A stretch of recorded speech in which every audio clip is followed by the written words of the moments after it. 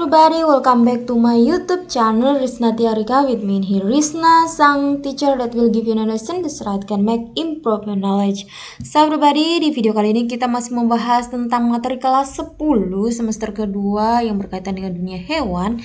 Namun kali ini kita masih membahas tentang kelompok Invertebrata, yaitu bagian dari anggota Arthropoda. So everybody, langsung saja kita lihat ciri-ciri dari Arthropoda ini. Jadi ciri dari Arthropoda ini itu yang pertama bisa dilihat di sini, ia merupakan hewan yang kaki dan tubuhnya itu beruas-ruas. Kemudian tubuhnya ini terdiri dari bagian kepala, dada, dan perut. Memiliki rangka luar atau sering kita kenal dengan exoskeleton dari zat kitin yang menyebabkan tubuh Arthropoda kuat dan kaku. Kemudian habitatnya itu di darat, air tawar maupun di air laut. Kemudian ada yang hidup bebas, ada pula yang parasit pada tumbuhan, hewan ataupun manusia. Di darat itu anggota dari Arthropoda ini biasanya bernapas dengan trakea atau paru-paru buku. Sedangkan yang hidup di air umumnya ini bernapas dengan insang. Selanjutnya jenis kelaminnya itu umumnya terpisah atau sering kita kenal dengan gonocoris. Alat ekskresinya berupa nephridium yang berpasangan. Kemudian sistem sarafnya itu serupa dengan tangga tali. Dan ini merupakan contoh dari beberapa kelompok Arthropoda ini sendiri. Di sini bisa dilihat ya, ada lipan, kalajengking, kemudian ada kepiting, kupu-kupu, dan di atas ini juga bisa dilihat ya.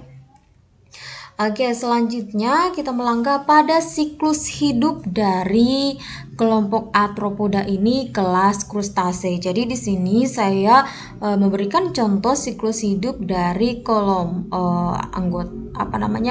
hewan yang familiar bagi pribadi sekalian, yaitu berupa udang. Jadi bisa dilihat di sini siklus hidupnya kita mulai dari udang dewasa ya.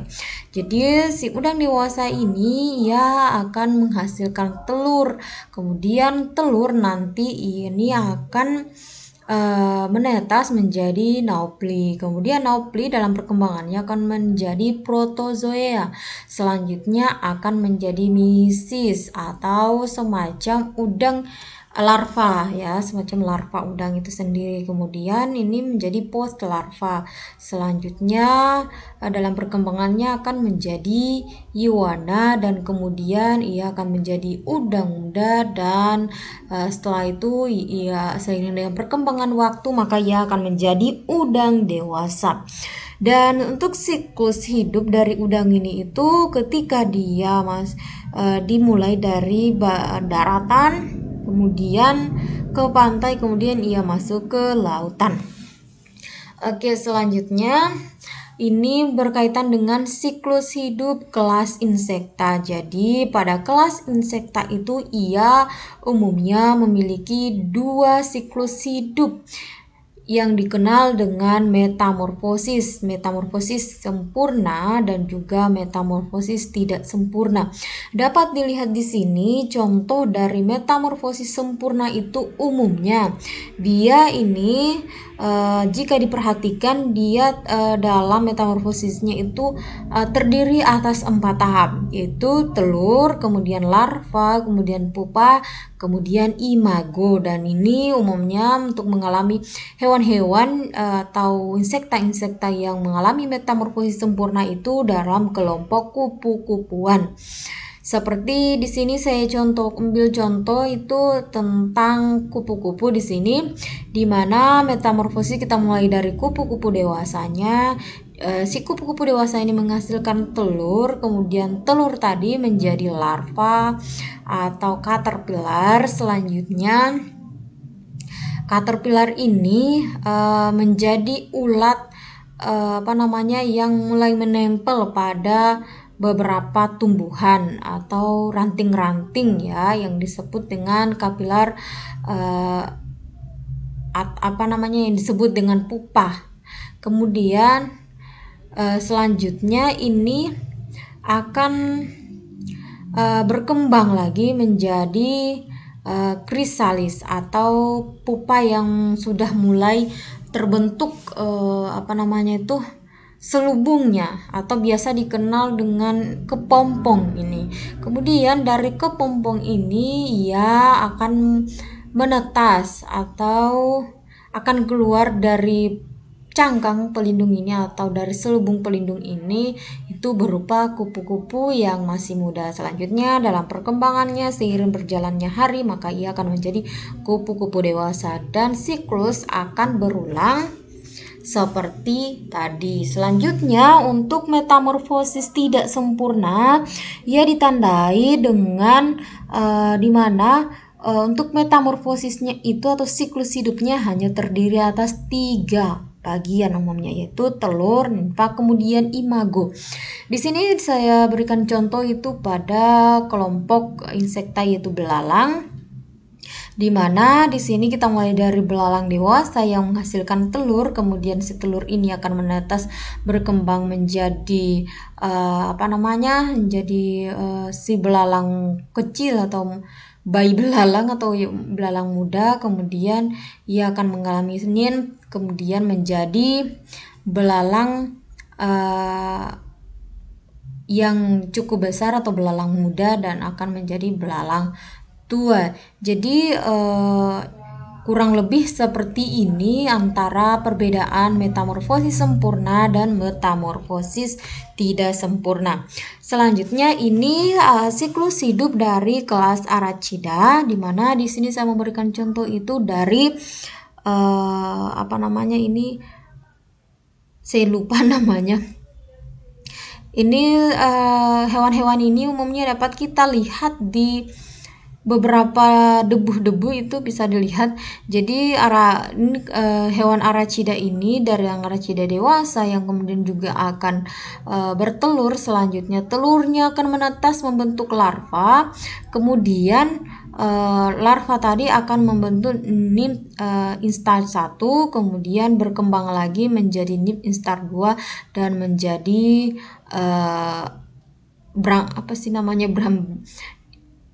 hewan Arachnida yang dewasa seperti ini. Oke everybody, selanjutnya itu berkaitan dengan pengklasifikasian dari Arthropoda ini. Jadi Arthropoda ini terbagi atas 4 kelas, dapat dilihat di sini. Yang pertama adalah kelas krustase, kemudian ada kelas Myriapoda, selanjutnya ada kelas Arachnida dan kelas Insecta. Oke, langsung saja kita lihat contoh-contoh spesies atau hewan dalam beberapa kelas ini everybody. Kita bahas pertama itu tentang kelas krustase atau kelas bagian dari kelompok kepiting-kepitingan ataupun kelompok udang-udangan dan teman-teman lainnya yang serupa. Di sini saya berikan contoh itu berkaitan dengan spesiesnya itu mungkin kita mengenalnya secara familiar, yaitu udang dengan nama Latin Peneus monodon. Di sini dapat dilihat ya struktur tubuh dari si udang ini. Jadi ia memiliki flagel, kemudian antena, kemudian antenulae di sini, kemudian cephalotoraxnya bisa dilihat ya. Antara ini sampai sini disebut dengan cephalotorax. Kemudian antara ini sampai ini itu disebut rostrum.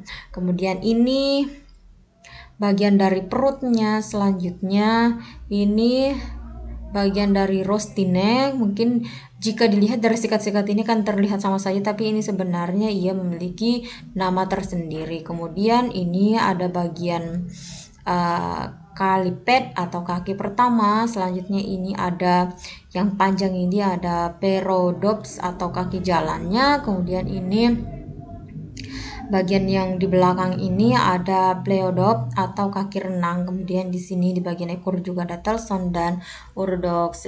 Selanjutnya yang ini dapat dilihat struktur anatominya itu Di sini bagian dalam ini dapat ini merupakan ovariumnya, kemudian ini hatinya, dan di sini bagian otaknya. Kemudian ini adalah bagian mulut.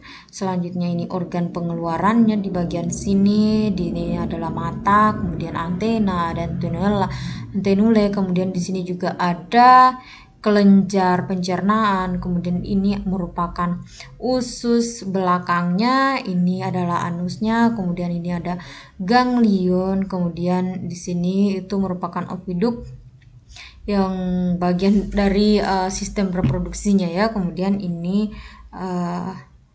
adalah bagian dari usus tengahnya. Oke, saya jelaskan dulu terkait dengan ciri-ciri dari krustase ini. Jadi, kelas ini itu sebagian besar anggotanya hidup di air dan bernapas dengan insan. Tubuhnya ini terdiri dari bagian kepala, dada yang bersatu atau biasa dikenal dengan cephalothorax, dan perut yang biasa dikenal dengan dolmen. Jadi antara kepala, perut itu mereka terlihat bersatu. Kemudian eksoskeletonnya itu keras, terdiri dari zat kitin yang berlendir. Jadi bisa dilihat ya, pada bagian permukaan tubuhnya itu yang berbentuk seperti cangkang itu sangat keras biasanya. Kemudian di bagian abdomen itu terdapat 5 pasang kaki yang berukuran kecil yang berfungsi untuk berenang. Kemudian pada bagian depan cephalothorax itu terdapat sepasang antena panjang dan sepasang antenulae pendek. Jadi ini itu antenanya ini berfungsi sebagai reseptornya ya. Kemudian di bagian belakang ini itu bisa dilihat ada satu kaki panjang, umumnya seperti itu, ia memiliki atau sepasang kaki panjangnya yang bergerak yang berfungsi untuk berjalannya. Selanjutnya ya ini umumnya dibedakan menjadi 2, berupa entomoptitras atau mikrokrustasea. Jadi ada di laut itu krustasea kecil, biasanya kita sebut dengan ebi. Ini biasa dijual di pasar ya, jadi itu mikro, dan juga ada yang makro tentunya seperti lobster. Di kelompok-kelompok itu merupakan kelompok dari krustase. Oke, selanjutnya itu kelas Myriapoda. Untuk kelas Myriapoda ini terbagi atas 2 subkelas. Yang pertama itu ada Chilopoda dan juga Diplopoda. Untuk kelas Myriapoda ini merupakan kelompok dari hewan yang memiliki banyak segmen tubuh, dapat mencapai 100 sampai dengan 200 ruas umumnya. Kemudian tubuhnya itu terdiri atas kepala yang kecil, kemudian berada pada ruas pertama, dan perut yang pada setiap ruasnya memiliki sepasang atau 2 pasang kaki. Selanjutnya biasanya habitatnya itu di darat, bernapas dengan paru-paru, kuku, kemudian pada bagian kepala itu terdapat sepasang andibula dan 2 pasang maksila. Kemudian untuk subkelas Chilopoda ini ciri-cirinya itu umumnya agak pipi atau gempeng. Tiap ruas tubuhnya ini terdapat sepasang kaki. Kemudian di bagian kepala terdapat sepasang antena panjang dan semacam cakar yang berpisah. Selanjutnya untuk kelas Diplopoda ini, ciri-cirinya subkelas Diplopoda maksud saya, ciri-cirinya itu dia tubuhnya itu bulat. Kemudian tiap ruas tubuh terdapat 2 pasang kaki. Kemudian ia menyukai tempat yang lembab. Bila menemui bahaya, umumnya itu ia akan membela diri dengan cara menggulungkan tubuhnya seperti itu. Jadi bisa dilihat ini ya, ini adalah ular kaki 1000 dan ini ada lipan atau nama latinnya itu Scolopendra sp. Oke, pribadi di sini bisa dilihat struktur dari Chilopoda yang dicontohkan di sini ada lipan, di sini ada antenanya juga dia, kemudian memiliki kepala, kemudian ada versikulnya di sini, atau pada bagian depan itu berupa semacam pelindung bagian kepalanya. Kemudian di sini ada kaki dan ini merupakan segmen-segmen dari tubuhnya. Selanjutnya ada di sini kelompok Diplopoda, bisa dilihat di sini yang dicontohkan adalah ular kaki 1000. Bisa dilihat struktur tubuhnya, ini panjang banget badannya, kemudian pada bagian ini merupakan segmen analnya, kemudian ini dan ini tuh merupakan segmen perut, dan ini merupakan segmen punggungnya. Selanjutnya pada kakinya itu terdapat 2 pasang kaki di setiap segmen. Jadi setiap segmen yang ini 2 pasang, kemudian segmen yang ini 2 pasang. Selanjutnya ini mulut, kemudian bagian rahangnya, kemudian ini bibir, kemudian dia juga memiliki antena, mata, kepala, dan juga leher di bagian sini. Jadi satu segmen setelah kepala itu adalah leher. Jadi umumnya terlihat sama saja, tapi sebenarnya ini merupakan bagian dari lehernya. Oke, selanjutnya kita membahas kelas Arachnida. Untuk kelas Arachnida ini itu tubuhnya terdiri dari bagian kepala, dada, dan dada yang menyatu. Kemudian perutnya juga itu menyatu dengan tubuh lainnya dan bentuknya agak bulat. Kemudian kepalanya ini kecil tanpa antena. Terdapat beberapa mata tunggal atau sering dikenal dengan oceli.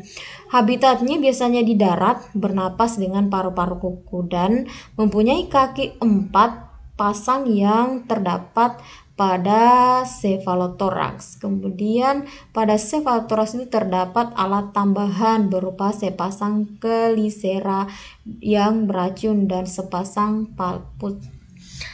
Kemudian di sini contohnya itu ada berupa kelabang atau laba-laba. Di sini nama ilmiah di sini saya berikan contohnya Encharta encyclopedia. Bisa dilihat di sini struktur tubuhnya, di mana ini bagian kaki, di sini bagian kaki belakang juga, dan ini ada 4 pasang.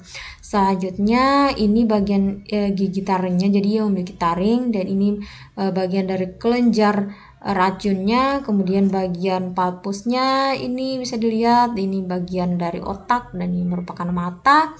Dan ini dari sini ke sini ini merupakan cephalothorax, dan ini bagian bulat ini merupakan bagian dari perutnya. Selanjutnya ini adalah usus tengahnya, kemudian ini alat emintalnya atau pengeluaran, kemudian ini adalah ovarium, bisa dilihat di sini. Kemudian di sini ada paru, di sini ada kelenjarnya, kemudian inilah struktur tubuh dari si Encharta encyclopedia ini. Selanjutnya untuk kelas insekta.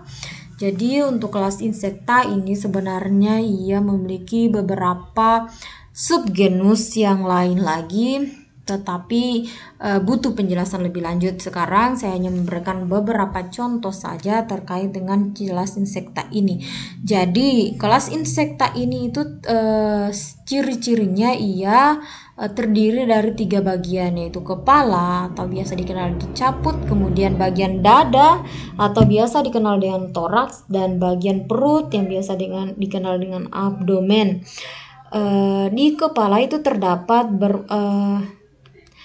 mata tunggal atau biasa dikenal oceli, dan pada mata majemuk atau faset pada bagian kepalanya itu. Kemudian dadanya Selanjutnya untuk contohnya di sini saya memberikan contoh belalang atau bahasa Latinnya itu Caelifera sp. Jadi di sini bisa dilihat ya struktur morfologi dari tubuhnya, ada di sini antenanya, kemudian mata majemuk bisa dilihat di sini, sayap depan, kemudian di sini juga ada yang namanya ovipositor, kemudian ini kaki belakang, ini merupakan sayap belakangnya, kemudian ini ada spiracle, kemudian bagian sini ini adalah perut, dari sini ke sini merupakan bagian dari ini merupakan perutnya, kemudian dari sini ke sini merupakan dada, dan dari sini ke sini ini merupakan kepalanya, dan ini juga ada tulang pahanya, kemudian ada kaki pertama ya bisa dilihat, dan ini tulang sendi mulutnya bisa dilihat di sini. Oke everybody, saya rasa cukup ya penjelasan di video kali ini. Thanks cause you have watched my video. Meet again in next video and bye bye.